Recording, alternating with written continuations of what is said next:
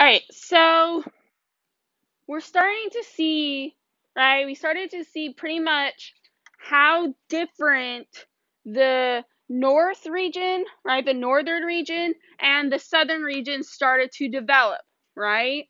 Okay, their economies were completely different. What was the north economy again? Industry, factories, okay? And then what was the south's economy based on? Agriculture, right? They're both regions are completely making money differently, right? Okay. Uh, and then we also start seeing one region where slavery really isn't taking right a place. It's not having any real impact, right? And then one, it's really impacted pretty much their way of life, right? So in the North, we don't really see slavery taking hold because they don't need it, right? They have their economy is based on industries and factories. They don't need enslaved people to be doing that work, right? Okay, and then in the South, though, right, their economy, especially when we see the what boom, the cotton boom, right? We really see the right the percentage of enslaved people rise due to the rise of the cotton industry in the South, and so their whole life became really dependent, right? Their economy became really dependent on that use of that slave labor to make their money, and so pretty much then the whole society and culture started to develop around that, and so we really start seeing kind of a divide in this, and we're even going to see a more of a divide here as we kind of are leading up to the Civil War. Okay, so if we could please take out all headphones. If I see anyone with headphones, even if you're trying to hide them, I will take them. So, yeah. Alright, so let's go ahead and get through. So we're doing this one a little differently. As you see, we're having a chart because there's a lot of events and they kind of just snowball on top of each other that are going to eventually lead to this Civil War, a war. Okay? So here we go. So this first one, we actually this Missouri Compromise was actually passed in 1820. So taking a few steps back here, okay, like I said, this time of history, we're kind of going a little all over the place because it's mainly based on topics, but now we're going to start trying to get in more chronological order. Anyways, the Missouri Compromise passed in 1820, okay? So what was it? We're just going to go through, Javier, okay? We're just going to go through, yeah. So there's this debate, right? As new states, right? Think about it, remember when we were talking about they're moving west from the eastern region, right? And so more states started to develop, wanting to enter the country, wanting to enter the union. So the union meaning the country, okay?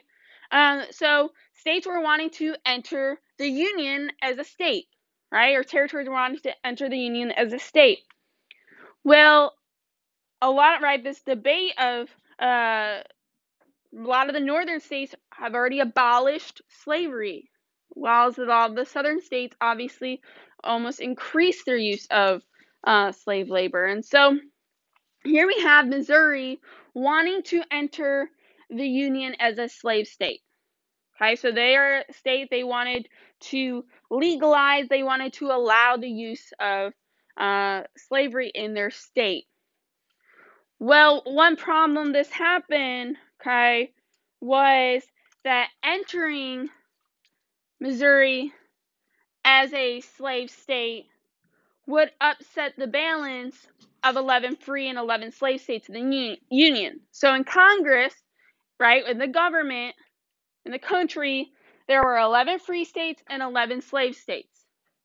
Okay? So in Congress, where they're making all the power and laws, remember, okay, no region had more power than the other. It was balanced, right?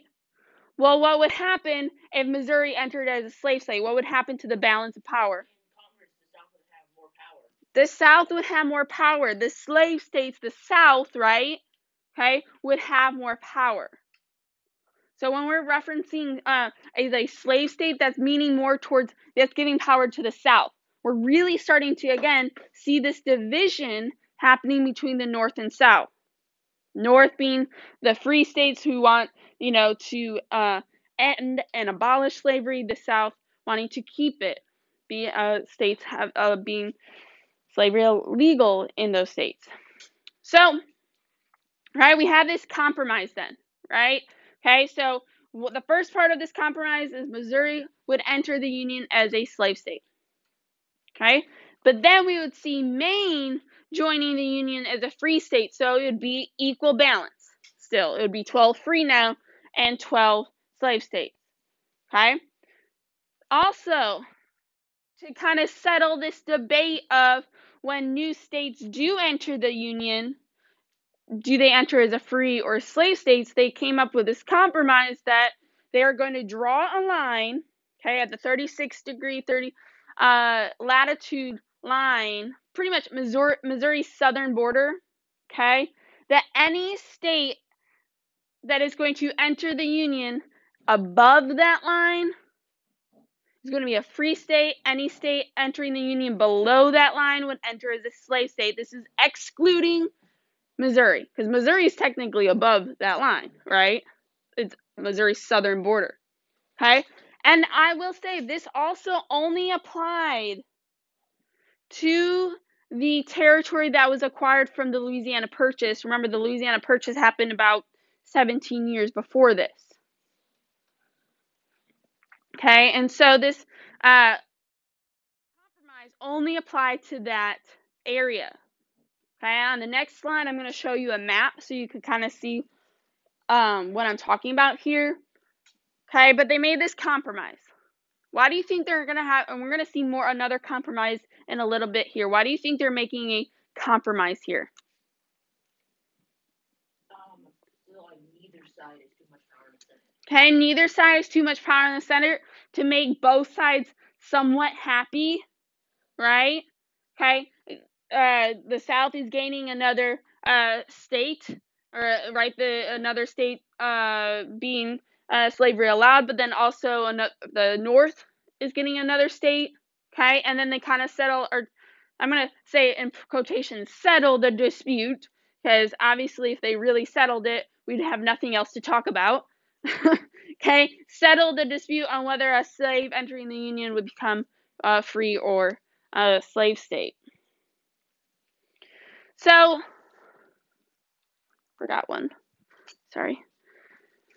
So we're also going to look at what the North's reaction to this event and what's the South's reaction. Okay, so obviously something happened here, right? The Missouri Compromise. Here's what happened, why it happened.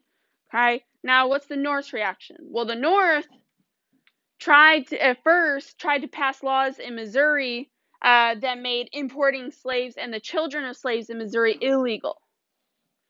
Okay, and the South, they wanted to continue adding slave states.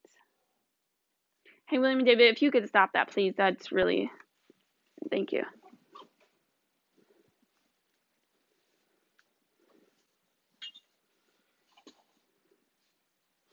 So we have the first kind of real legislation that was passed, right? The first kind of document that was passed that was trying to settle this dispute, settle this argument of slavery, of whether a state would allow it or not allow it.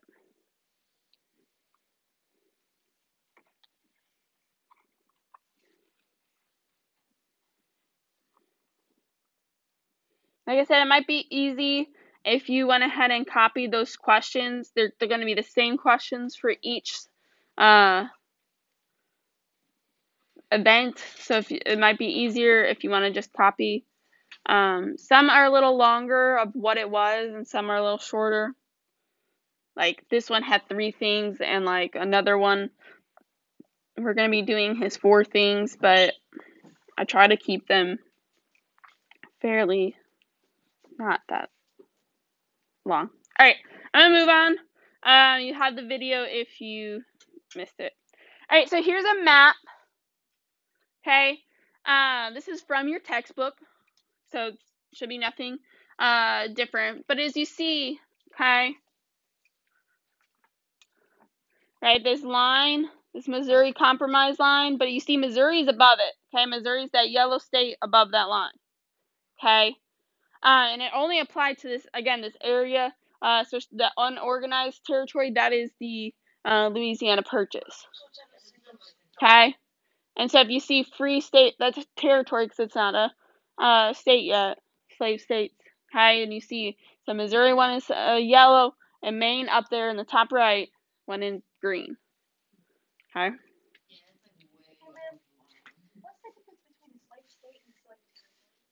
Territory is not, in general, territory is not part of the country yet, and so they don't have representatives in government. Yeah. All right, let's go to the next one. So this Wilmot Proviso. I'm gonna go ahead and put them all up there so while I'm talking, you can see this one's short. You can go ahead and write them down. So when was it? It was during the Mexican-American War. Okay. It was still again on this debate. So, right, the war was coming. Okay, what would happen to this land going to be acquired after the war, like the Mexican cession? Remember all that land that's like southwest the United States, so Arizona, New Mexico, Nevada. You remember all that region that we talked about and mapped out? Okay, so that's that bottom left corner of the United States. That's what you have to look at. Bottom left corner. Okay. And I was going to say, what would happen? What would those states enter that territory, what would they enter as if they entered the Union? And so, what this was it was a document pretty much stating that slavery nor involuntary servitude. So even, right, those involuntary servitude, if you remember, is a contract you sign that you're going to work for 7 to 8 years, and then you're good to go. You're free to go after that. Okay, but it will not exist. I meant to say that. I was supposed to say not exist. Oops, sorry. Hold on. That was a typo on mine.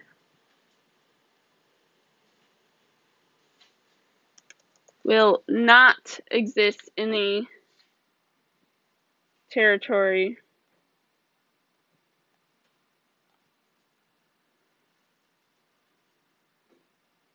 there you go. I'm sorry.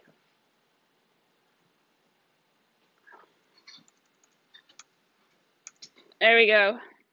All fixed. Alright.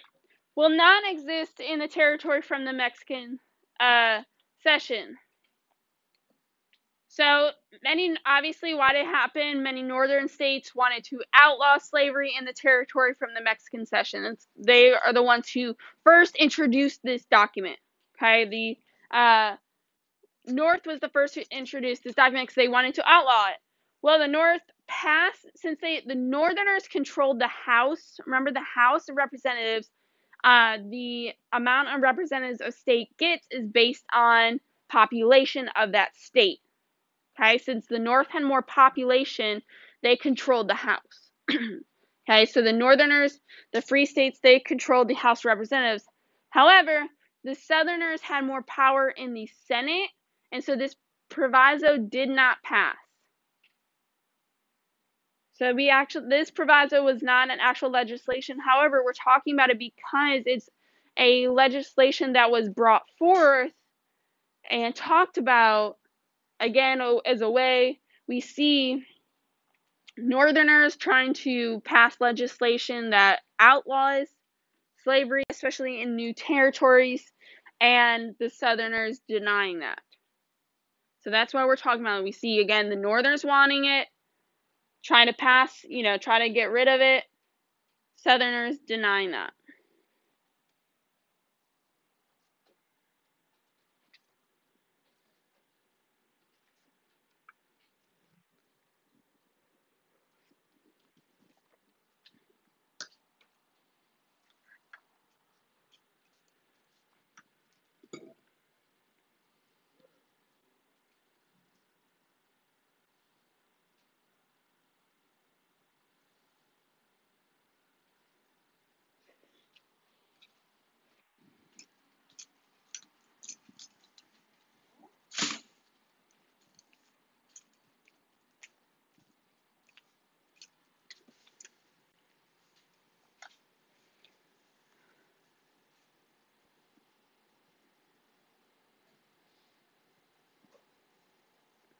All right, we good?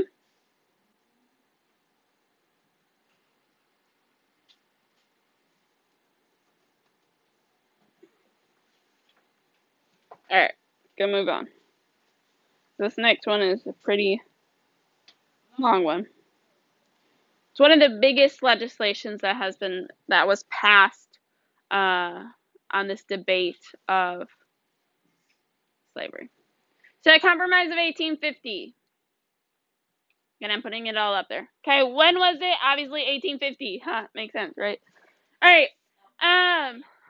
What? Yeah.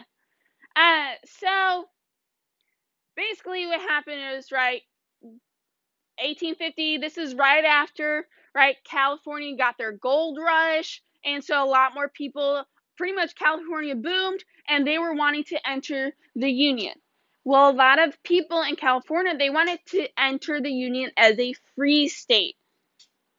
Okay, and again, this is going to upset the balance of free and slave states in Congress. Okay, again, that would upset because that would give one region power over the other region. And so there was some debate, and so we got this Compromise of 1850. Okay, so there's 4 things that happen with this compromise. 1, California is going to enter the Union as a free state. Okay, so it is going to upset the balance. The North will have more, I guess, power in Congress. However, they made some other compromises because the South would not agree to that unless they got some for themselves too, right? Hi, think about a compromise. You're not going to agree to a compromise unless you're benefiting from it as well, right? Okay, so number 2 is that territory from the Mexican cession that they just gained because the war had just ended a few years prior to this. Okay, the land gained from that, they're going to allow this idea of popular sovereignty to decide the issue of slavery. What do you think, based on your bell work, what does popular sovereignty mean? Javier? Basically, like, people in the states can vote whether or not they want to be free or The people are going to vote and decide whether or not to allow slavery. Okay, so they're saying that the people living there are going to decide and vote on that. That was a big, it was a big thing. That was a big thing that people were trying to get.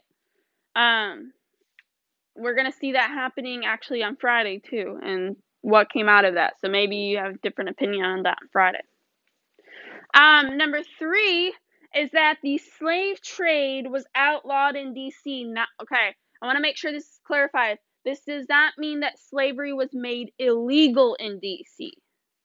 Okay, slavery was still allowed at this time. Slavery was still allowed in Washington D.C. D.C. being the capital, right? The country's capital. Okay, but the slave trade, as in being able to buy and trade enslaved people, was going to be outlawed, illegal. And then number 4, probably one of the most controversial part of it was that a more effective fugitive slave law is going to be enacted. And we're going to learn about that. Obviously, you can see on your chart next. Okay, so obviously why did it happen? We talked about California was trying to enter as a free state. So the North's reaction to this compromise, they wanted California admitted as a free state without any conditions or qualifications. Okay? And then the South argued that obviously if California entered, it would destroy the balance of power in the country. He even asked at one point John C. Calhoun of South Carolina, remember, he was at one point Andrew Jackson's vice president. He even at one point asked the slave states be allowed to secede from the Union.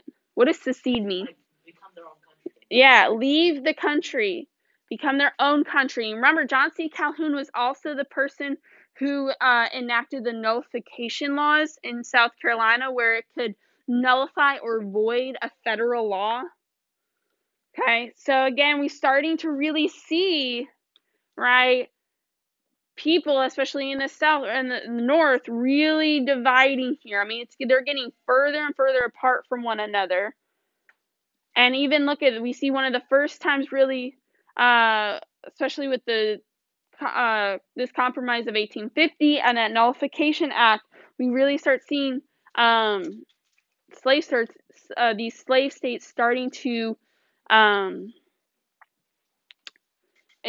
starting to bring up the idea of seceding or leaving the country.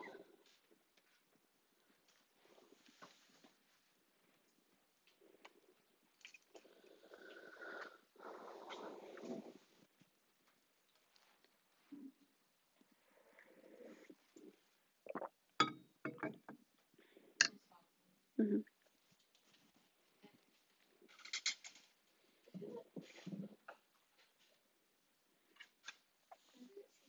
Doesn't it seem stupid that we put our the country's capital like on the edge? What do you mean on the edge? I don't. Like on the edge of the country. Well, you have to remember. So when it was first created, a capital, there's only the 13 states, right? The 13 original colonies, and they were right there, and it was pretty much like smack dab in the middle of them. And remember, at first it was in New York City, but Hamilton, in order for Jefferson and Madison and right to agree to his economic plans, right, they had to move one of their agreements, right, was to move the capital from the north in New York to the south, technically between, right, because Maryland and Virginia are technically southern states here, and so that's why they moved, and that's why there it is. And I mean, obviously, it wasn't going to change as the country grew. You think that be a fatal mistake if a different country attacked? I mean, that if you think about it, though, the eastern part of our country is still one of the most populated parts of our country. Right? New York City is our biggest city.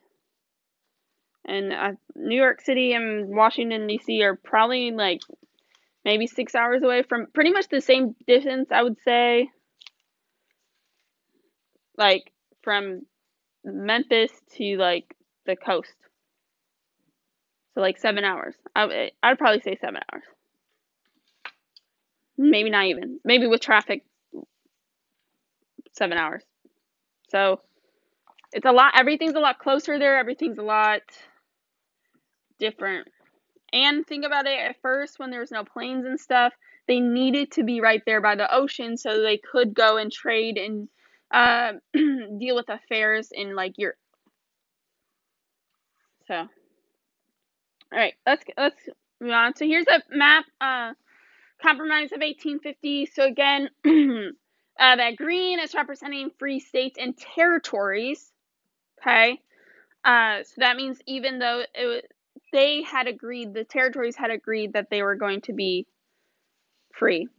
Yeah, that, I guess, yellow, gold color, okay, slave states. And then that purple color is going to be open to slavery by popular sovereignty. They decided by popular sovereignty. So I wanted to show that. All right, let's go to this part about this Fugitive Slave Act.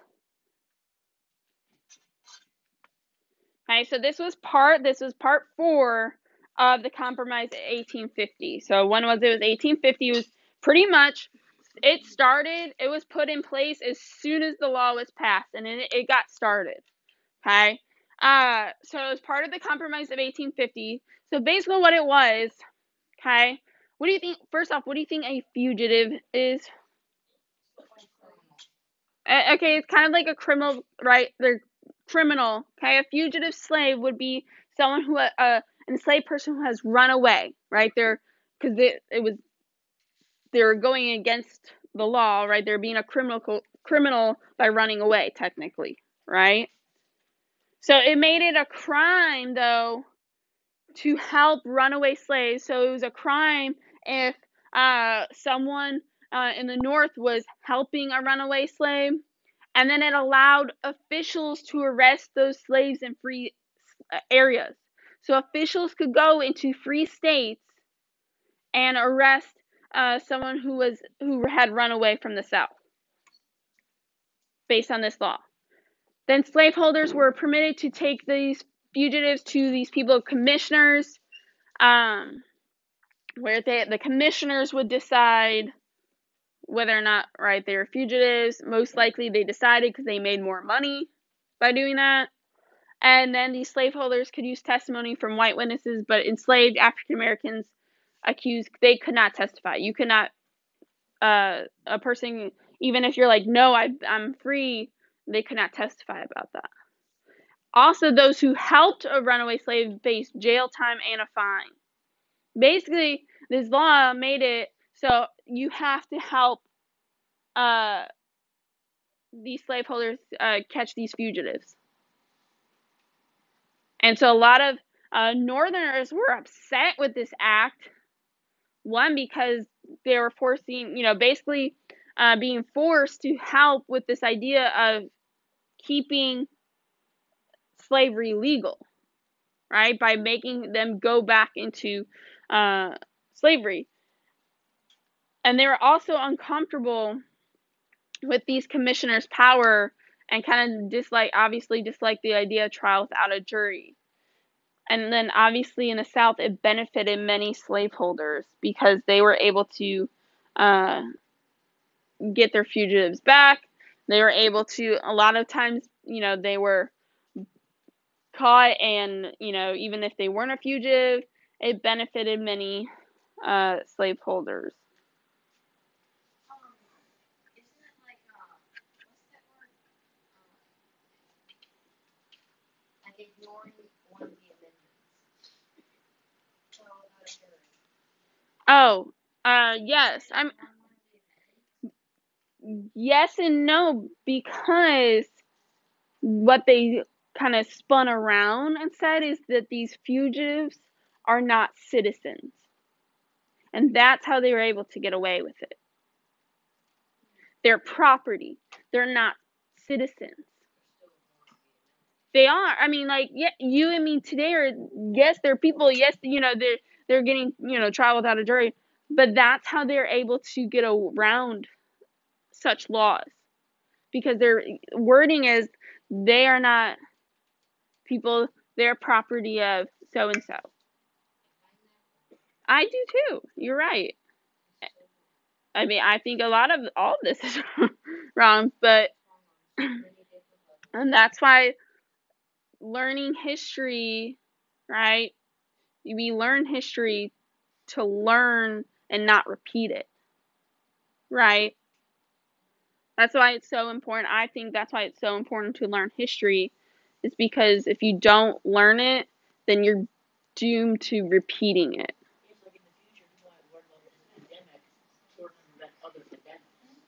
Yeah.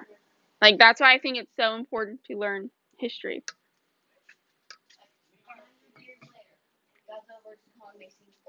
Yeah. All right. We don't have that much time left, so we'll stop there. We'll get the Uncle Tom's Cabin tomorrow, okay? Or even maybe Friday, because you do have an assignment tomorrow. So we'll stop there, though. Okay.